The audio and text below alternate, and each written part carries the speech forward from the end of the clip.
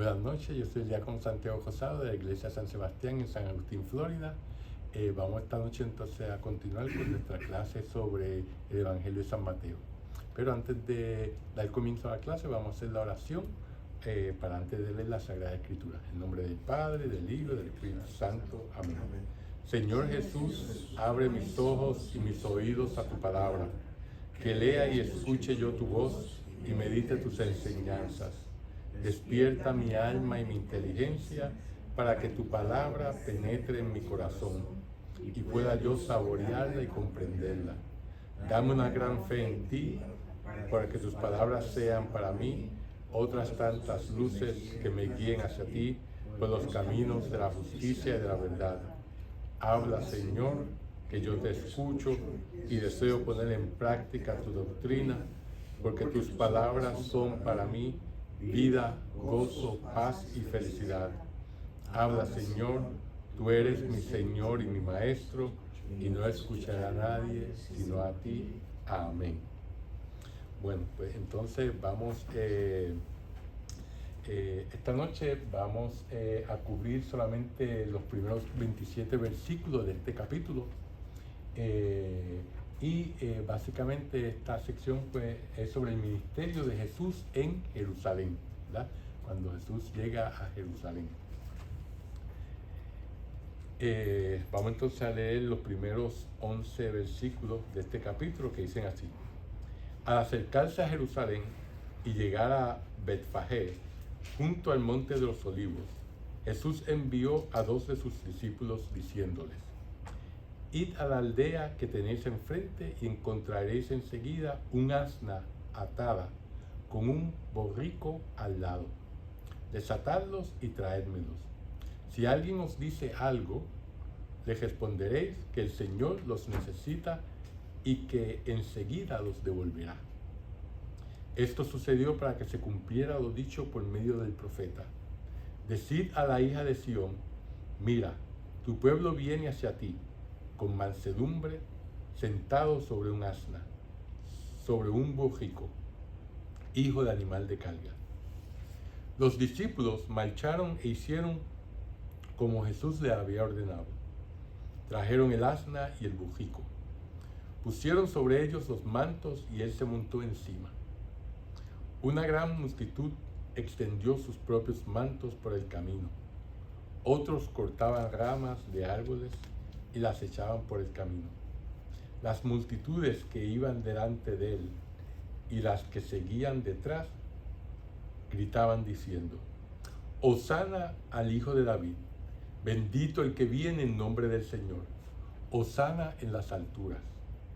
Al entrar en Jerusalén se conmovió toda la ciudad y se preguntaban: ¿quién es este? Este es el profeta Jesús, el de Nazaret de Galilea, decía la muchedumbre. Palabra de Dios. Te alabamos, Señor. Fíjense que con la entrada en Jerusalén, Jesús inicia la última etapa de su vida terrena. Era tiempo de Pascua cuando él fue, y por ello había una multitud de peregrinos que se destacaban, que estaban reuniéndose en la ciudad santa para celebrar ¿qué? La liberación de la esclavitud de Egipto, ¿verdad? La Pascua. Y así resurgían con fuerza las expectativas mesiánicas. La espera del inminente reino de Dios se apoderó del grupo que lo acompañaba y todos comenzaron a aclamarlo como Mesías, el Hijo de David, que es lo que vemos en el versículo 9, ¿verdad? El grito Hosana está tomado del Salmo 118 y su sentido original es sálvanos, es lo que significa Hosana, pero con el tiempo el uso litúrgico lo había convertido en un grito de aclamación o de alabanza, ¿verdad? Y así era como ellos lo estaban utilizando, aclamándolo a él, ¿verdad? Es difícil saber en qué medida Jesús mismo aceptó esta aclamación como un reconocimiento de su dignidad mesiánica. Eso no nos lo dice el pasaje, ¿verdad? En todo caso, para Mateo, este episodio dio cumplimiento al oráculo del profeta Zacarías, ¿verdad? Que está en el capítulo 9, versículo 9, que anunciaba al hijo de David como un Mesías justo, victorioso y humilde. ¿Verdad? A la cita de Zacarías se antepone, o sea, una frase tomada de Isaías, capítulo 62, versículo 11, donde dice: digan a la hija de Sión, es decir, a Jerusalén, ¿verdad? Lo que relaciona la entrada de Jesús con la venida del Dios Salvador, a la cabeza de los exiliados a Babilonia. O sea que Mateo está combinando una cita de Isaías con otra de Zacarías en su evangelio, ¿verdad? Una que hablaba sobre Jesús, sobre el Mesías viniendo a la cabeza de los exiliados de Babilonia, ¿verdad? Y la otra que anunciaba al hijo de David como Mesías justo, victorioso y humilde. Él entrelaza esas dos profecías, esos dos pasajes de Isaías y de Zacarías, ¿verdad? Y eso ya lo vimos inicialmente cuando en el primer capítulo de Mateo, ¿verdad? Que vimos cómo él entrelaza las profecías para darle sentido al mensaje que él nos quiere dar. Jesús entra en Jerusalén montado en un asno, o en este caso una asna, ¿verdad? Y eso vamos a hablar ahorita de la diferencia. En el texto de Zacarías, ¿verdad?, habla sobre un asno, y el asno es contrapuesto a los carros y arcos de guerra, y también al caballo, que es un animal de combate. O sea que es lo opuesto a lo que un rey usualmente utilizaba, ¿verdad? Por tanto, ir montado en un asno y no en un caballo es un signo de mansedumbre y humildad. El asno era la antigua montura de los príncipes.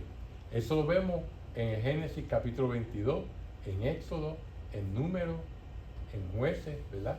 Pero fue sustituido en tiempos de la monarquía israelita por el caballo. ¿Por qué? Porque el caballo es una manifestación de poder, ¿verdad? Y el rey, eso es lo que tiene que proyectar, poder, ¿verdad? Y eso lo vemos en el primer libro de los Reyes, en estos capítulos, el 5 y el 10, ¿verdad? Por lo tanto, el contraste entre venir montado en un asno y venir montado en un caballo. Jesús obviamente vino en un asno. De esta forma, el vaticinio de Zacarías con el asno significaba un rey de paz, que no triunfa con armas ni violencia, sino con humildad y mansedumbre, ¿verdad? Los santos padres han visto en este episodio un simbolismo. El asna madre, en el caso del Evangelio de Mateo, representaría al judaísmo, que estaba sometido al yugo de la ley, mientras que el borriquillo representaría a los gentiles. Jesús introduce a unos y otros en la iglesia, tanto a los judíos como a los gentiles. Él lo introduce a la Nueva Jerusalén, que es ¿quién? La iglesia, ¿verdad? Tanto, eso es el simbolismo de la asna y el borriquillo en Mateo. Hay un detalle interesante en este pasaje, y es que cuando lo comparemos con los otros evangelios, vemos que el evangelio de Juan, en el capítulo 12, nos dice: Jesús encontró un borriquillo y se montó sobre él. Nada más. En Lucas, capítulo 19, y en Marcos, concuerdan con Juan. Solamente hay un borriquillo, nada más. Mateo es el único evangelista que dice que hay una asna y su borriquillo, ¿verdad? Fíjense, aquí vemos otra vez a Mateo cambiando de uno a dos personajes. Esto lo vimos en el capítulo anterior, como se acuerdan, que habían dos ciegos, cuando en los demás evangelios solamente había un ciego, Bartimeo, ¿verdad? Este cambio de 1 a 2 en Mateo ocurre porque Mateo escribió su evangelio después de la destrucción de Jerusalén, que fue en el año 70 después de Cristo. Y uno de los personajes, Cuando él fue sentado, uno de ellos siempre simboliza a los judíos y el otro a los gentiles. Por eso que Mateo siempre dobla la cantidad de personajes en los milagros, y aún en este caso el asno, o en este caso el asna, que lleva a Jesús, ¿verdad? Otro detalle de este pasaje es una gran multitud extendió sus propios mantos sobre el camino, ¿verdad? Y esto viene del Antiguo Testamento. Si leemos en el segundo libro de los Reyes, en el capítulo 9, vemos que cuando proclamaron a Jehú, rey de los territorios del norte, sus soldados hicieron eso mismo. Se quitaron sus mantos y lo colocaron a sus pies para que él caminara sobre ellos. En una manera de simbolizar, tú tienes el poder, tú eres el elegido y nosotros estamos aquí para servirte, ¿verdad? Eso es lo que simboliza ese signo de quitarse el manto y ponérselo al rey para que camine sobre él.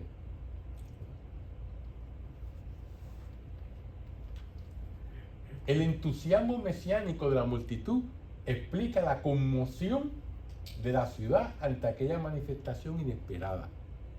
Y cuando hablamos de conmoción, que todo Jerusalén tuvo una conmoción, nos debe de traer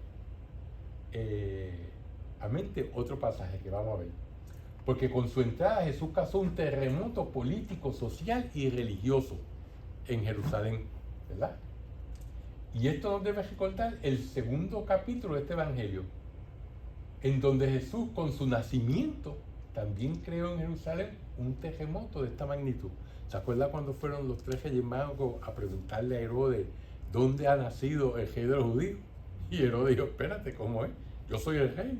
Dijo, para así, ¿verdad? Y entonces le dijo a ellos, y entonces dice que toda Jerusalén tuvo una conmoción, Herodes y toda Jerusalén, pero cuando se refiere a toda Jerusalén no se está refiriendo a todo el mundo, ¿verdad?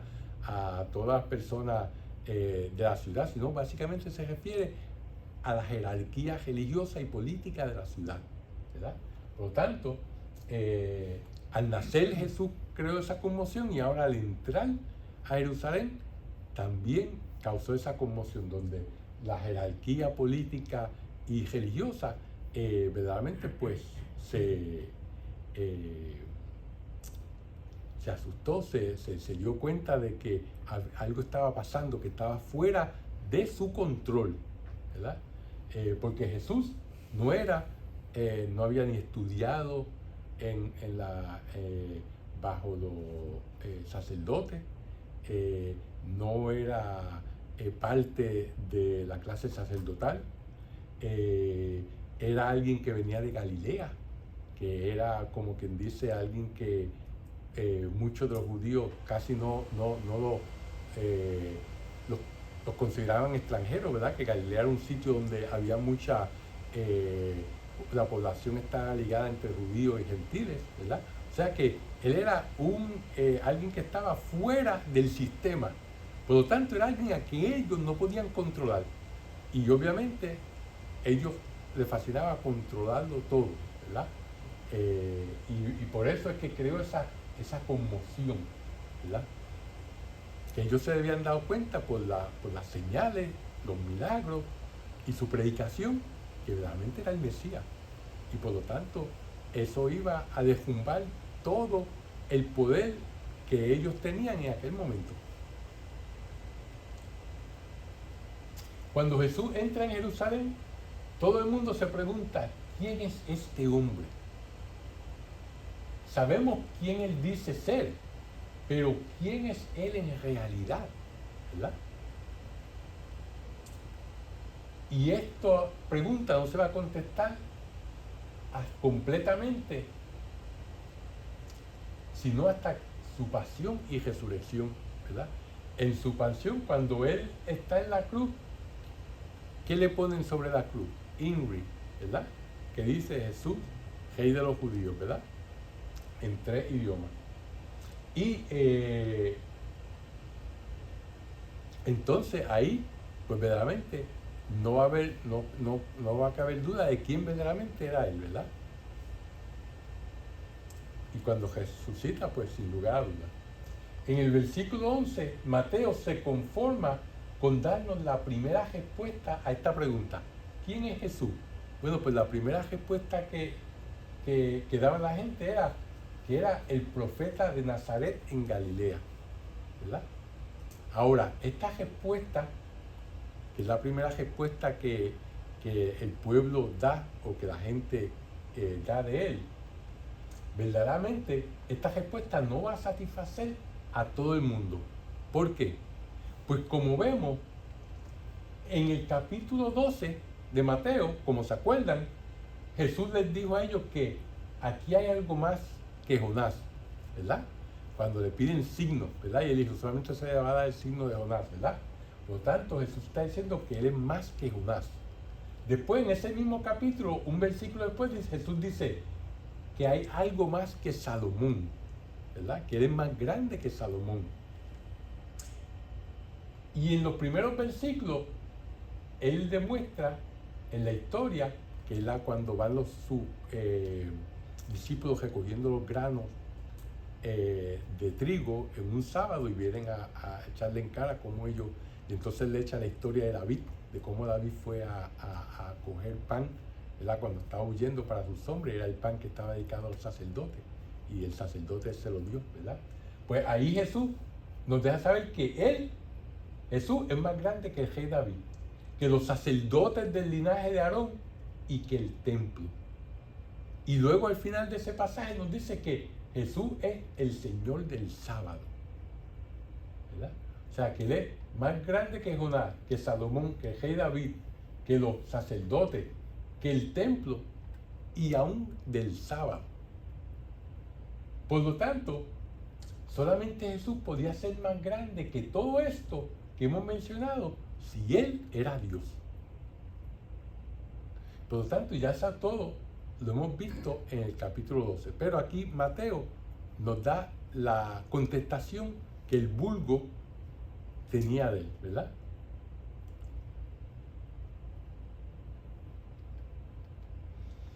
Jesús no presta atención a todo este revuelo de la gente sobre la incógnita de su identidad. Jesús va directamente a lo que él venía a hacer a Jerusalén, que era que a pasar juicio sobre la casa de Dios, antes de pasar juicio sobre toda la nación. Esa es su misión cuando llegó a Jerusalén, ¿verdad?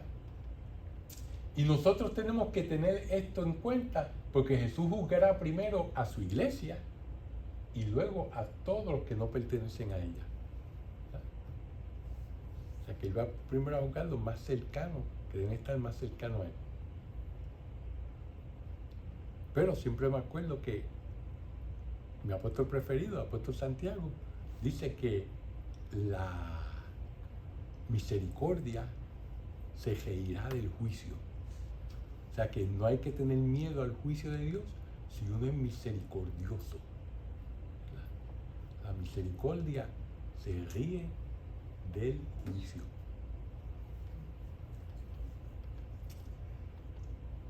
En los próximos 2 capítulos, después de este capítulo que estamos estudiando esta noche, veremos que el juicio de Jesús va a pasar sobre Israel, será en 5 etapas. La primera va a ser en este capítulo, cuando veamos la purificación del templo. Es la primera etapa de ese juicio que él va a pasar sobre Israel. Luego en el capítulo 23 vamos a ver la condenación de los líderes religiosos de una manera bien fuerte, ¿verdad?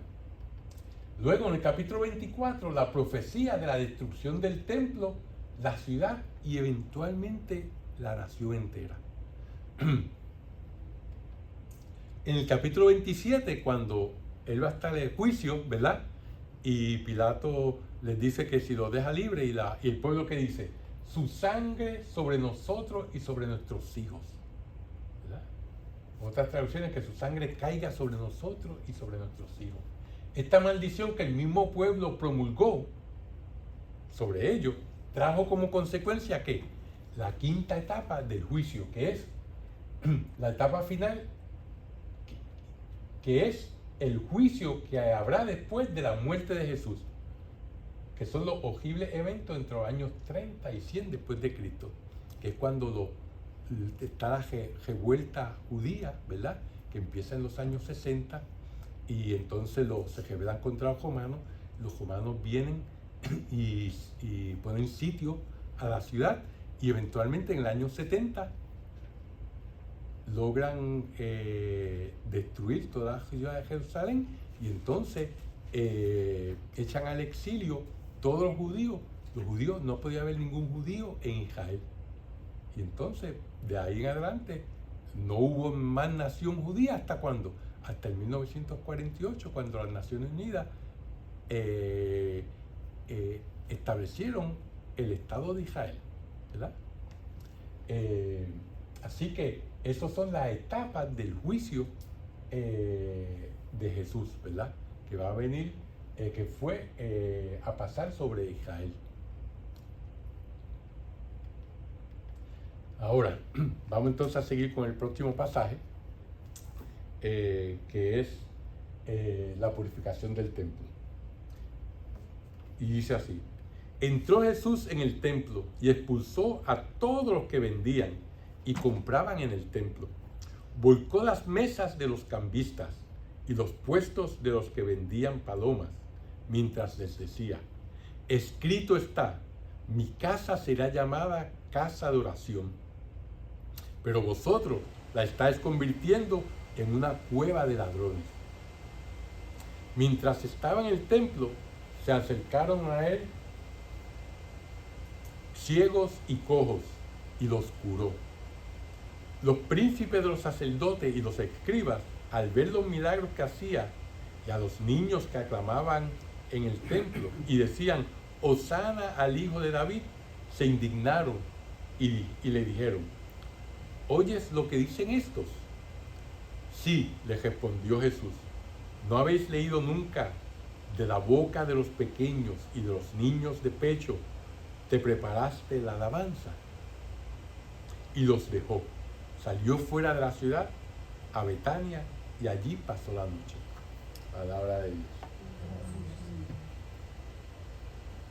Fíjense que la demostración llevada a cabo por Jesús en el atrio exterior del templo no pretendió ser un golpe de estado, porque él no tomó las medidas para ejecutarlo exitosamente.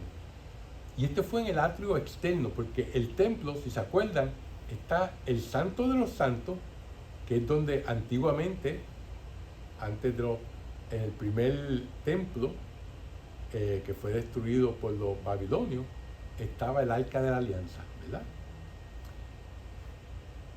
Y después del Santo de los Santos había un patio donde estaba el altar donde se ofrecían los sacrificios, que eran los sacerdotes estaban.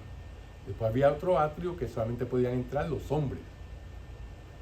Y después de eso había un atrio donde era dedicado a las mujeres. Y después había un atrio que era el atrio de los gentiles, que todo aquel que quería rezarle y rendirle culto al Dios de Israel, pero que no era judío, podía entrar a ese atrio. Y era en ese atrio donde estaban todos los que cambiaban dinero, los que vendían ovejas, los que vendían palomas, ¿verdad? ¿Y qué pasaba? Que entonces nadie que no fuera judío podía ir al templo a hacer nada, porque todo eso estaba lleno de estas personas que estaban negociando, ¿verdad? Por lo tanto, como le había dicho anteriormente, la razón del pueblo de Israel era de ser quienes llevaran a Dios y su mensaje a todas las naciones. Y al estos cambistas estar ahí metidos, estaban obstruyendo que personas que no fueran judías llegaran al templo. ¿Ven? Ahora, esto fue más bien una protesta contra la profanación del santuario y un gesto profético destinado a atraer la atención sobre las características del verdadero culto. Mi casa será llamada casa de oración, ¿verdad? Que nos lo dice Isaías y nos lo dice el profeta Jeremías. O sea, Jesús está citando a estos profetas, ¿verdad? Están haciendo mi casa, no se puede orar porque está llena. No puede orar las personas que vienen aquí, ¿verdad? Con este gesto simbólico, Jesús quería sacudir la inercia de los allí presentes para hacerle tomar conciencia del momento decisivo que estaban viviendo, donde el reino de los cielos ya estaba entre ellos, ¿verdad? El reino de Dios ha llegado a ustedes. Jesús lo había dicho repetidamente en el capítulo 12, el capítulo 4, en el 11, y ahora ese anuncio debía ser proclamado en el templo de Jerusalén, es decir, en el corazón mismo de la religión judía, ¿verdad? Porque el templo era el centro de poder político, religioso, social, de toda. Ahí era donde el único sitio donde se podía ofrecer sacrificio a Dios, ¿verdad?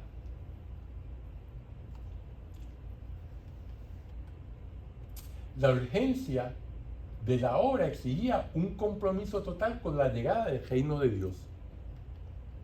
La cita del Salmo 8 está motivada por la presencia de algunos niños que aclamaban a Jesús, ¿verdad? Que de las bocas de niños y de niños de pecho van a salir alabanza a Dios. Eso fue lo que le citó Jesús, ¿verdad? A los fariseos. Este gesto profético de Jesús chocó con el exclusivismo cejado de la clase sacerdotal, que explotaba el templo para su propio beneficio. Fíjense, la gente que venía a hacer un sacrificio, pues traía por ejemplo una oveja, ¿verdad? Y esa oveja tenía que venir sin mancha, sin ningún tipo de defecto, porque iba a ser ofrecida a Dios. Entonces los sacerdotes venían y le encontraban cualquier defecto a la que la persona traía, y entonces decían, bueno, no puede utilizar este animal para ofrecerlo en sacrificio, pero tienes suerte porque yo tengo aquí una ovejita que están en perfecto estado, pero te la voy a vender por tanto. Entonces, de esa manera abusaban de la necesidad y de las personas que venían, muchos de ellos de lejos, para ofrecer sacrificio a Dios. Y estas ovejas, ellos tenían un sitio en Belén donde era exclusivo que les criaban estas ovejas a los sacerdotes del templo. Y entonces ellos las traían y las vendían en el templo. Pero no empecé a todo eso.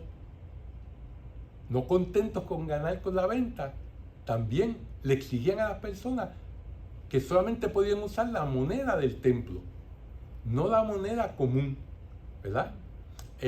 No podían usar un denario romano, tenían que usar un shekel judío, ¿verdad? Que por cierto, hoy en día esa es la moneda de Israel, el shekel, ¿verdad? Pues la persona pues no tenía shekel, pues dame tu moneda romana y yo te la cambio por... Y ahí pues obviamente en el cambio pues tú no tienes que pagar hoy en día por cualquier cambio que uno haga de moneda, ¿verdad? Pues entonces pues tras eso ganaban en el cambio. O sea que era como quien dice, doblemente se aprovechaban de las necesidades de las personas. Y ese era el abuso que tenían en el templo, ¿verdad? Por eso Jesús echó derribó las mesas de los cambistas, y azotó y sacó a todo el mundo de allí, ¿verdad? A causa de esta resistencia, la protesta de Jesús fue un eslabón más en la cadena de acontecimientos que lo llevaron a la muerte. Porque imagínate, no solamente era alguien que podía quitarles poder a ellos, sino que también le estaba dando donde también les dolía, en el bolsillo. Que no ganaran, no abusaran del pueblo para ganar injustamente dinero, ¿verdad? Los evangelios sinópticos no relacionan inmediatamente los dos episodios, ¿verdad?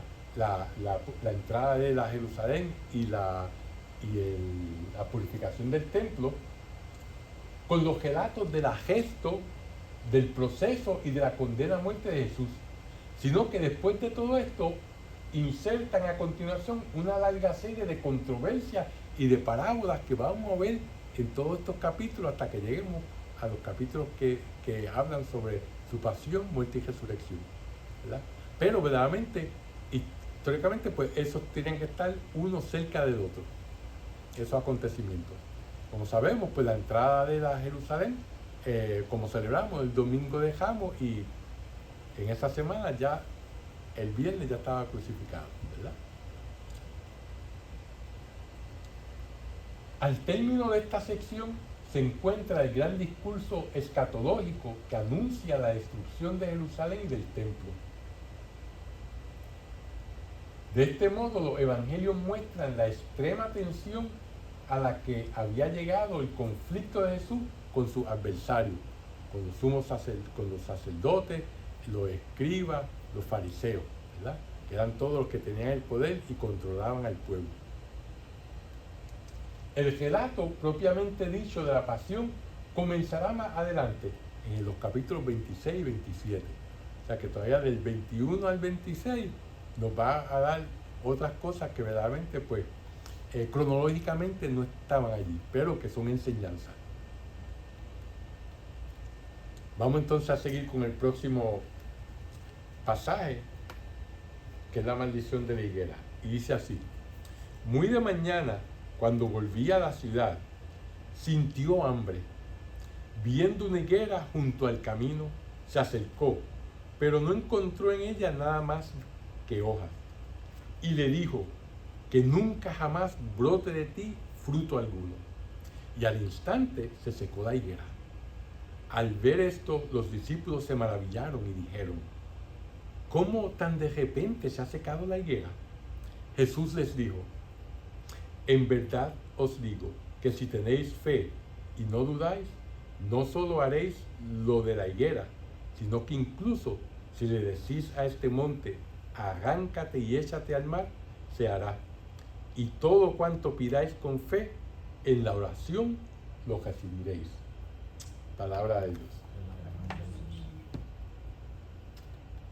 Vemos que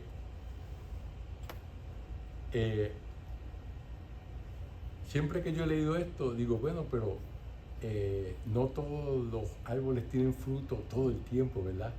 ¿Por qué Jesús así maldijo la higuera ahí y la secó? Porque no encontró fruto. Eso siempre como que me ha chocado a mí, ¿verdad? Pero para entender por qué, vamos a ir un poquito para el Antiguo Testamento. Y vamos a entender que los antiguos profetas se refieren a numerosas acciones simbólicas e incomprensibles si no se logra descubrir su simbolismo. Vamos a ver varios ejemplos. Isaías, él se paseó desnudo para anunciar al pueblo que sería llevado al exilio, también desnudo. Por 3 años estuvo desnudo para dar ese ejemplo de lo que les iba a pasar a ellos por no oír la palabra de Dios, ¿verdad? Así que él estuvo por 3 años desnudo, y eso lo vemos en el capítulo 20 del libro de Isaías. O sea, algo bastante chocante, pero algo altamente simbólico.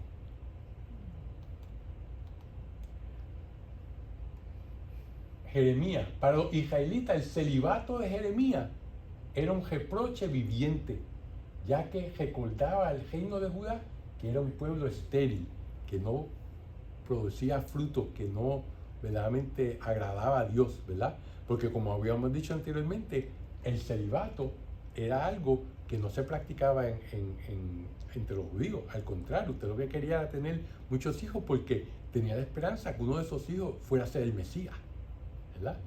Por lo tanto, era un deber cívico el tener hijos, no solamente para mejorar el país, que hubieran más soldados y más labradores, pero sino porque de algunos de ellos iba a salir el Mesías, ¿verdad? Por lo tanto, ese es el que él fuera célibe, eso era chocante para ellos y era algo que verdaderamente les debía de haber ayudado a tomar conciencia de que no estaban en los caminos de Dios, ¿verdad? Y por eso él estuvo célibe. Jeremías no se casó. Ezequiel se convirtió en un presagio para Israel cuando se quedó mudo. Nos recuerda también a Zacarías, ¿verdad? Cuando no le creyó al ángel que su esposa Isabel iba a quedar embarazada y se quedó mudo, ¿verdad? O cuando imitó con su gesto la salida de los deportados, ¿verdad? Al exilio. O sea que son cosas que estos profetas, ¿verdad? Hacían cosas que raras, ¿verdad? Pero era parte del mensaje. ¿Se acuerdan también de Osea? Osea se casó con una prostituta, ¿verdad? Y ella le tuvo 2 hijos, pero cada vez se iba a ejercer la prostitución estando casada, y entonces él la volvía a recoger y la perdonaba, ¿verdad? Y eso era para simbolizar que ella simbolizaba al pueblo de Israel y Osea a Dios, que siempre la perdonaba aunque se fuera y le fuera infiel, y la volvía a recoger, ¿verdad? O sea, algo fuerte, ¿verdad? Para un profeta. Vemos también el Nuevo Testamento, eso es el Antiguo Testamento, vemos en el Nuevo Testamento al profeta Ágabo. ¿Se acuerdan del profeta Ágabo? Eso está en los Hechos de los Apóstoles. Él se ata de pies y manos con el cinturón de Pablo para anunciar que lo encadenarían en Jerusalén. Decirle, no te vayas para Jerusalén porque te van a encadenar, ¿verdad? Y fue y se ató con el mismo cinturón de Pablo. Pero Pablo sabía que eso era la voluntad de Dios y pues como quiera fue para Jerusalén. Él fue que lo encarcelaron y después lo mandaron para Roma y eventualmente pues fue martirizado, decapitado. Como fiel heredero de esta tradición, también Jesús realiza acciones simbólicas. Entra en Jerusalén montado en un asno, como Mesías humilde y pacífico, para llevar a su resolución la profecía de Zacarías. Y lava los pies de sus discípulos, para que esa acción les sirva de ejemplo a ellos y a nosotros, ¿verdad? Por lo tanto, el hecho de que maldijera la higuera tiene un simbolismo.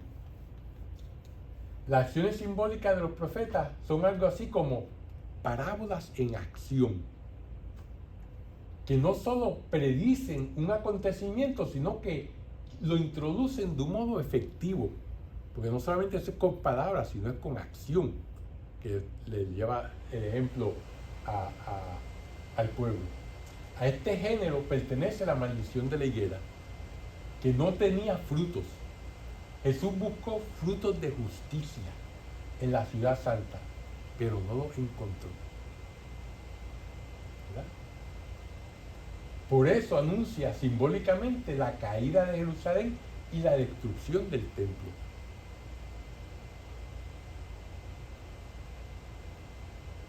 El carácter milagroso de la acción, que la higuera se secó al instante, prepara la breve instrucción sobre el poder extraordinario de la fe, acompañada de la oración que vemos en los versículos 21 y 22 que acabamos de oír.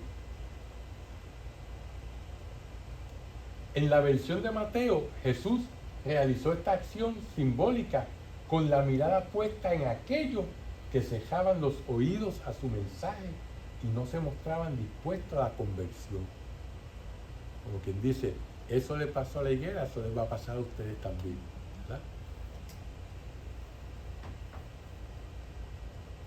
Este relato culmina con una invitación a la fe y a la oración confiada. Como en otras ocasiones, Mateo asocia la referencia al poder milagroso de Jesús con una enseñanza sobre la necesidad y el poder de la fe. Como ya hemos visto en estos capítulos anteriores, el 8, en el capítulo 8, ¿verdad? Bueno, vamos entonces a pasar al próximo pasaje, que es sobre la discusión sobre la autoridad de Jesús. Dice, llegó al templo y mientras estaba enseñando se le acercaron los príncipes de los sacerdotes y los ancianos del pueblo y le preguntaron, ¿con qué potestad haces estas cosas? ¿Y quién te ha dado tal potestad? Jesús les respondió, también yo os voy a hacer una pregunta. Si me la contestáis, entonces yo os diré ¿con qué potestad hago estas cosas? El bautismo de Juan, ¿de dónde era? ¿Del cielo o de los hombres? Ellos deliberaban entre sí. Si decimos que del cielo, nos replicará, ¿por qué pues no le creísteis? Si decimos que de los hombres, tememos a la gente, pues todos tienen a Juan por profeta. Y respondieron a Jesús, no lo sabemos. Entonces él les dijo, pues tampoco yo os digo con qué potestad hago estas cosas. Palabra de Dios. Fíjense que las preguntas sobre la autoridad de Jesús están relacionadas con el episodio de la purificación del templo y su enseñanza en el recinto sagrado, ¿verdad? Eso es lo que ellos están preguntando, ¿con qué potestad tú has venido y has virado todo, has sacado todos los vendedores del templo? ¿Con qué autoridad tú estás enseñando estas cosas, ¿verdad? Y haciendo estos milagros y todo eso, ¿verdad? La mención de los sumos sacerdotes y los ancianos del templo nos deja pensar que quizá una delegación del Consejo Supremo, del Sanedrín, ¿verdad?, que es el que eventualmente lo va a condenar, ¿verdad?, confiere al interrogatorio mismo un cierto carácter oficial, aunque llevado a cabo con la debida prudencia. Como quien dice, es como una delegación que va, pero tanteando la situación, no haciéndolo demasiado oficial, porque entonces la gente se iba a ir en contra de ellos, ¿verdad? Los dirigentes quieren saber si Jesús actúa por propia iniciativa o en nombre y en representación de otro. El tono seco de las preguntas contrasta con la admiración de la gente, que se sorprendía al ver que Jesús enseñaba como quien tiene autoridad y no como sus escribas, ¿verdad? Que lo que vimos en el capítulo 7 de este evangelio. El diálogo está construido de acuerdo con un esquema característico de la discusión rabínica: pregunta, contrapregunta, respuesta. Los rabinos son muy famosos porque contestan una pregunta con otra pregunta, ¿verdad? Y eso fue lo que hizo Jesús. Ellos le hicieron una pregunta, pues entonces le hace una contrapregunta a ellos para encontrar la respuesta. Jesús no responde a la pregunta planteada, sino que a su vez interroga sobre el bautismo de Juan, es decir, sobre su predicación y su llamado a la conversión en vista del reino inminente, ¿verdad? La expresión de Dios o de los hombres propone un dilema. Si sus antagonistas decían de Dios, se reconocían culpables de no haber creído en las palabras de Juan.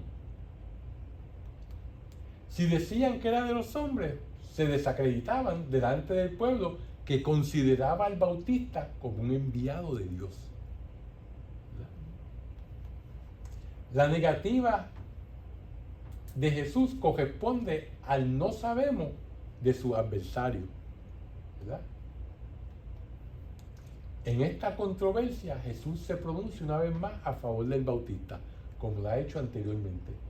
El temor de los jefes judíos a la multitud atestigua la gran influencia de Juan en el conjunto del pueblo, ¿verdad?